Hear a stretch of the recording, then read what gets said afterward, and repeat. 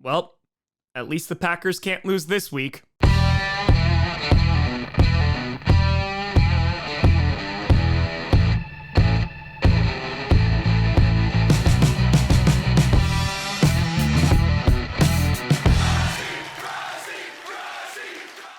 Grossi Posse Packer Nation. Welcome to an episode of Packcast, the podcast where you don't have to be a Packers fan, but it sure does help. I'm your host, Tom.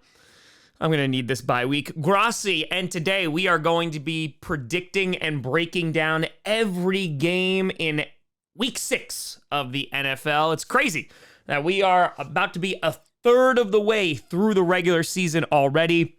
A lot of 3-2 teams, a lot of 2-3 teams. It's all up in the air right now. It seems like anybody can beat anybody unless you're playing the 49ers, then God have mercy on your soul. Last week, I went a respectable 8-6. I'm 47-30 on the year, though technically it should be 47-31 because I did get the Lions-Packers one wrong, but I accidentally didn't click it.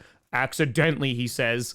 It was a mistake. However, somebody who's not having any problems is Camp Plays, who is 59-19 in the Pick'em League. Congratulations to you. The link is in the description if you want to join the Pick'em League. It is completely and totally free. We do it every year. We're one of the biggest on ESPN, and I appreciate you for all the support, and I hope you're having a great time.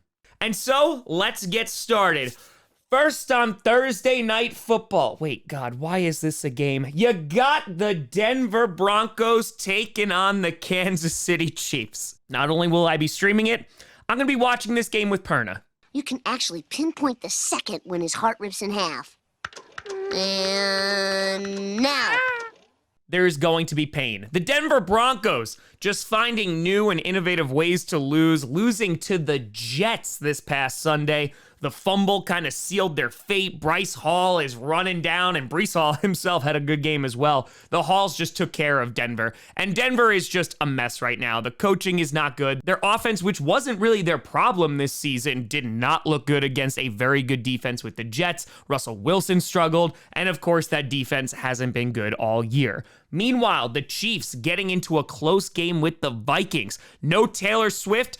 Well, I would say no problem, but there were some problems. Travis Kelce going down with an injury, thankfully came back into that game. He even scored a touchdown, and it looks like he is also practicing this week, so he should be good to go on Thursday. Being played in Arrowhead, and the Chiefs are going to be looking to win 15 straight games against the Broncos. And listen, the Chiefs have not looked like the most amazing team. They don't look like the best team in the NFL by far, but they are still a very good team. And going up against a very bad Broncos defense, I imagine this is going to be the get-right game for the Chiefs offense. And so Chiefs, you extend your winning streak against Denver. And Denver, I'm just sorry. Following that, you got the Baltimore Ravens taking on the Tennessee Titans. Both these teams,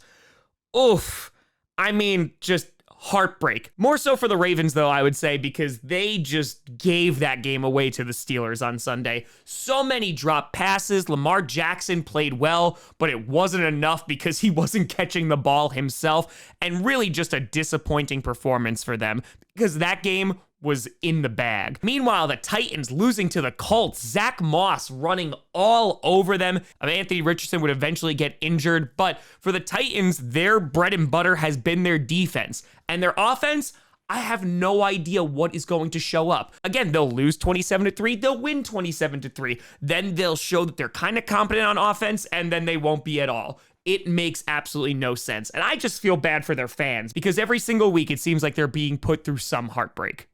I just want it to stop. And this has the potential to be a pretty damn good game.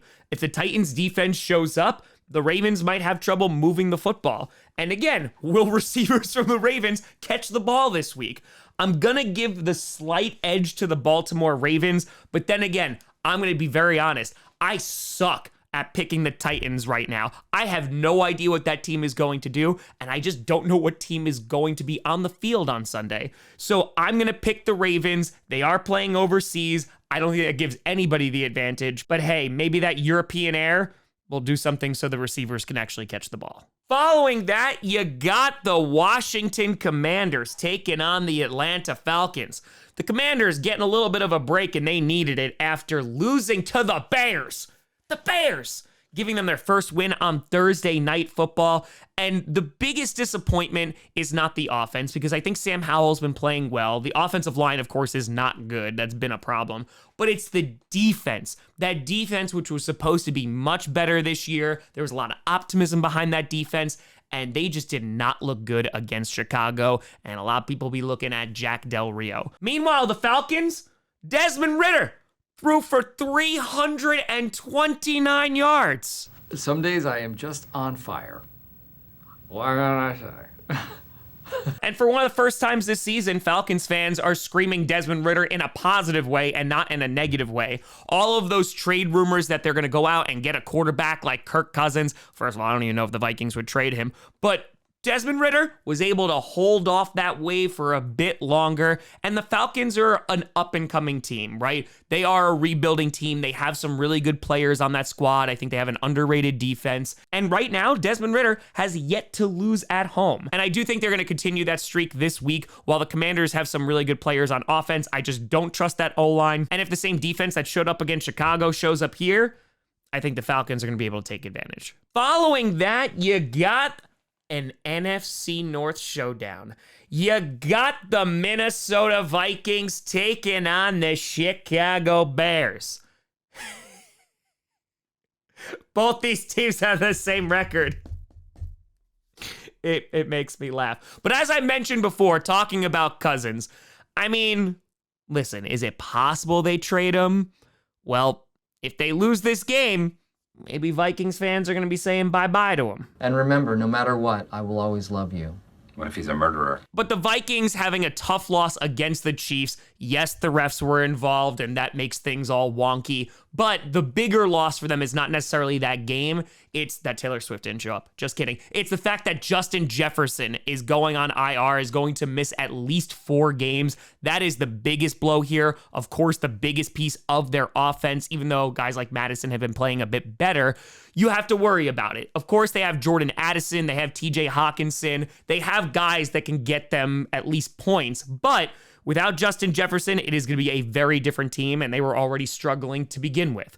Meanwhile, the Bears are hoping that Thursday night win can provide some momentum because they need it. I do not think that the Bears are a good football team right now, but who knows? Maybe with a little bit of offensive firepower that they found with DJ Moore, who had 230 yards and 3 touchdowns, they can actually carry it over. Because if I'm the Bears right now, my only game plan is get the ball to DJ Moore. So I think this game is actually going to wind up being pretty close, and I almost picked the Bears here, but I am going to go with the Vikings.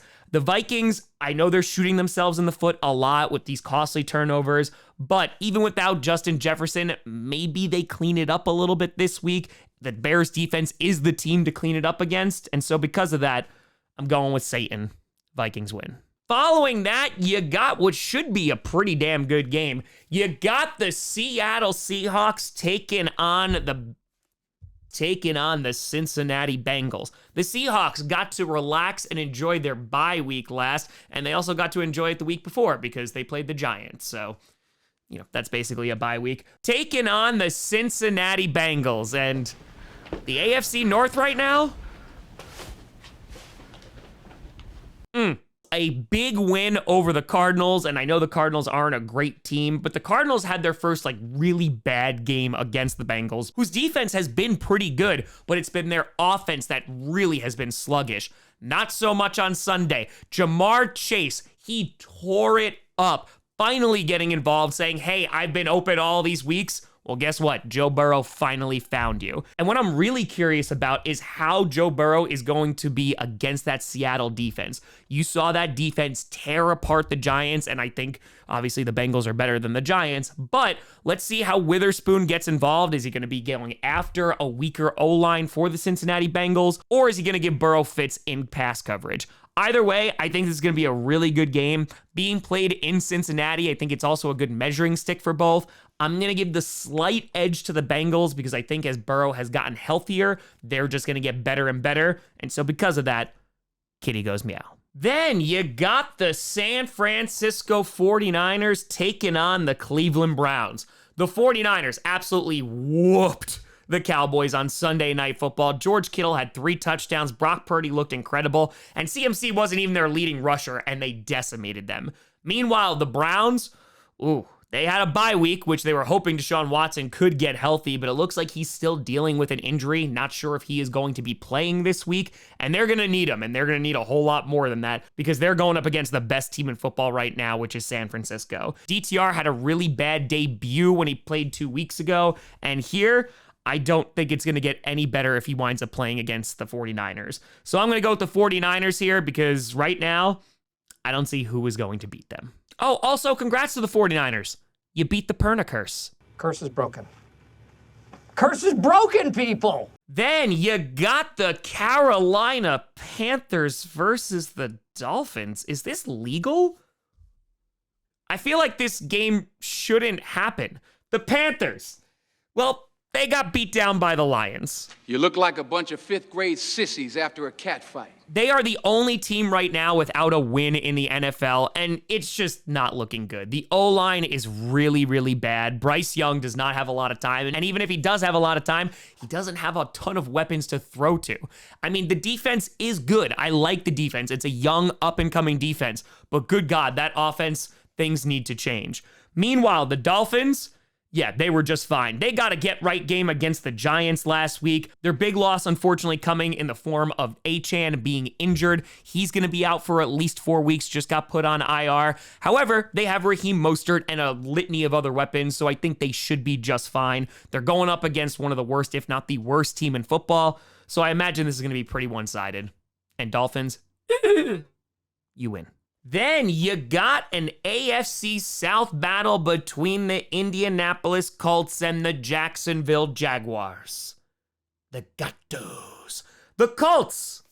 Jim Irsay finally wound up paying Jonathan Taylor. You know what I was thinking might be sort of fun?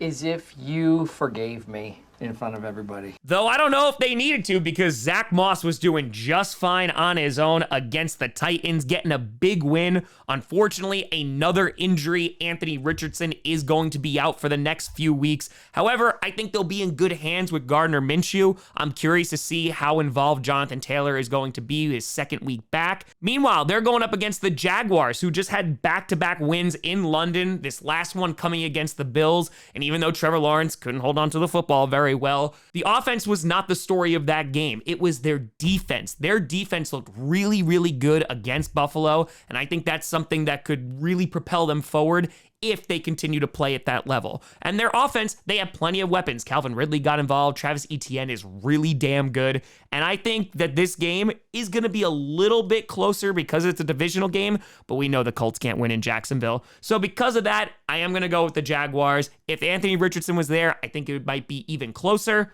but got to give it up to the Glitter Kitties right now. Following that, you got the New Orleans Saints taking on the Houston Texans. The Saints, well, they had a shutout victory against the New England Patriots. Their offense was looking pretty damn good, and their defense was really, really good. Though I do think that some of that is because the offense of the Patriots is non-existent.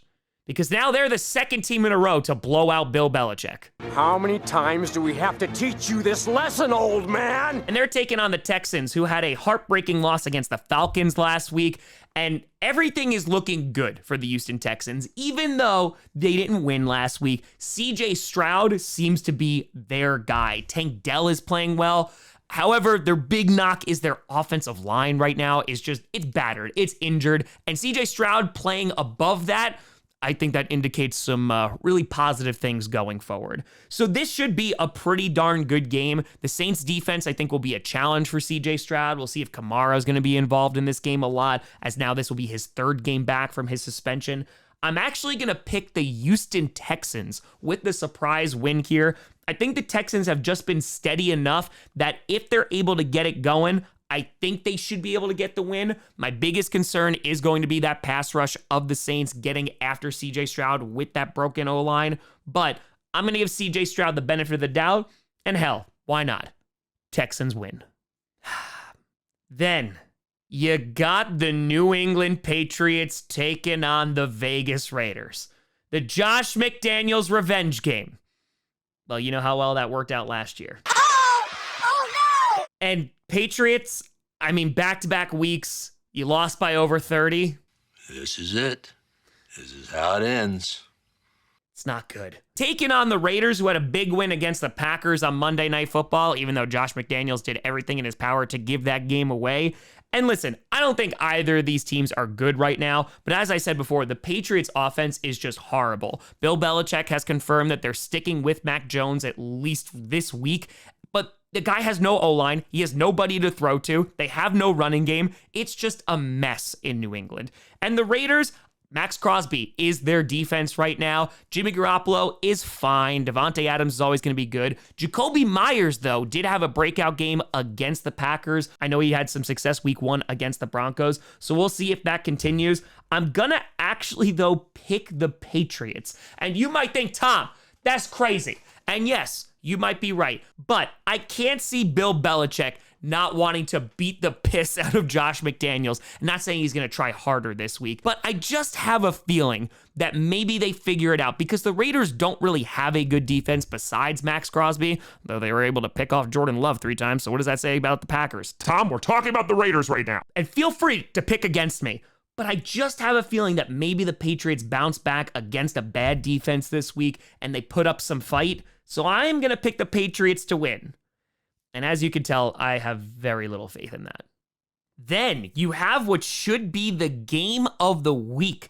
You got the Detroit Lions taking on the Tampa Bay Buccaneers. This game was actually flexed into the 4:25 Eastern spot, which is something that Lions fans are not used to. They're used to getting flexed out of a spot. But hey, Lions are kicking ass this year. One of the best teams in the NFC. And even without guys like Amon-Ra St. Brown, they're still rolling. We need to move Lonzo. That ain't no problem. Huh? That ain't no problem. And the Lions just look like a complete football team. That offense, they're pulling out plays that I have not seen before. Sam Laporta is playing well, and they're going up against the Buccaneers, who are coming off a bye week, and the Bucs are playing pretty well. Obviously, they lost against the Eagles, and I don't think they're one of the best teams in the league, but I think they definitely can win the NFC South, and they have a very good defense, and Baker Mayfield has been playing darn well this season.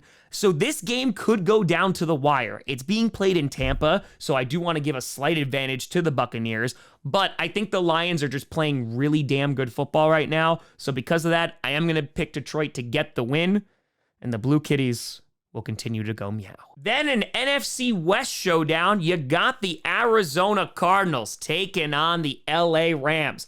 Both these teams losing last week. The Cardinals losing to the Bengals as they bounce back, and the Rams losing a closer game to the Eagles. However, their offense just did not show up in that second half, which has kind of been a bit of a problem this year. But Cooper Kupp back in his first game this season, and pair him with Tutu and Puka. This offense is pretty damn exciting. However, before I can give you my prediction for this game, I do need to acknowledge that Van Jefferson has been traded to the Falcons. Living in a van down by the river. Never forget you, Van down by the river, Jefferson. So yeah, I'm going to pick the Rams to win this game. I think their offense is just going to be a little bit too much for the Cardinals defense, who has been struggling to handle. And so yeah, Rams win. Hey, Matt, how can we get back on the right track? Then you have what should have been an incredible game, but we were robbed. You got the Philadelphia Eagles taking on the New Jersey Jets. The Eagles getting a win over the Rams, and Jalen Carter, man. He's just so damn good, and we deserve it. Just the entire league deserves what's going to happen to us because we let it happen. We let the Eagles draft him. We've created a monster. But yeah, the Eagles are looking pretty damn good. They're taking on the Jets, who had a big win against the Denver Broncos. And Nathaniel Hackett leaving Denver after getting that win. Well, well, well.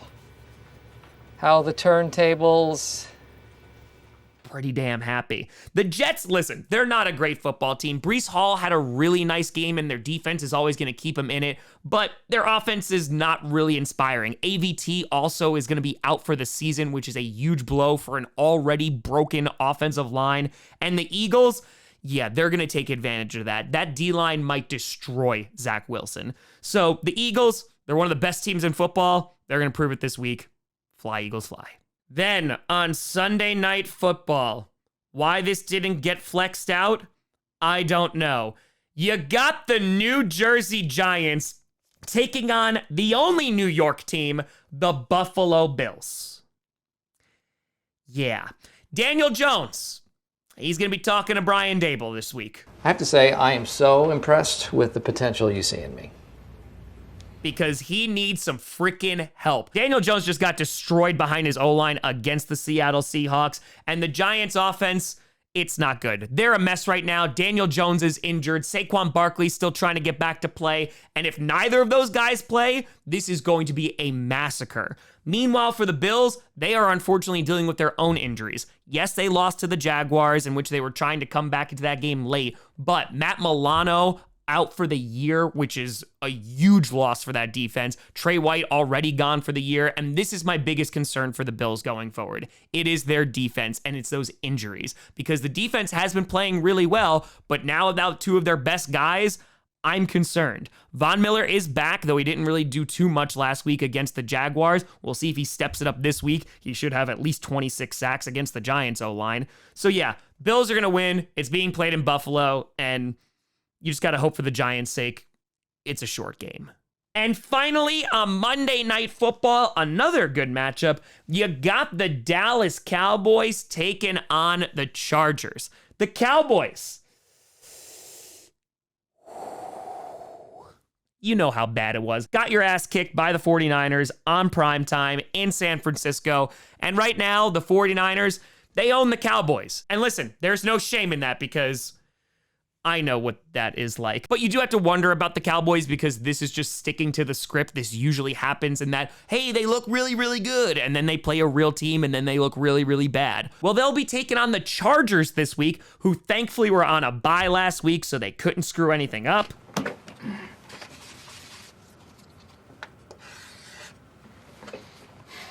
And Austin Eckler saying 99% sure he is going to play, which will be a big piece to come back into that offense. Of course, Mike Williams injured, so maybe guys like Quentin Johnston are going to step up. And I think this is going to be a high-scoring game. This is the Kellen Moore revenge game, and we'll see how good that Cowboys defense looks after being thrashed on Monday Night Football. And so with all that being said, I am going to go with the Cowboys here. I think they'll have a nice bounce-back game. It's going to depend on if Dak plays well and if that defense is able to lock down Justin Herbert, but I am going to give Dallas the win. And if it happens, it's probably going to be Brandon Staley's fault. But let me know what you think down in the comments below. Who do you have winning this week?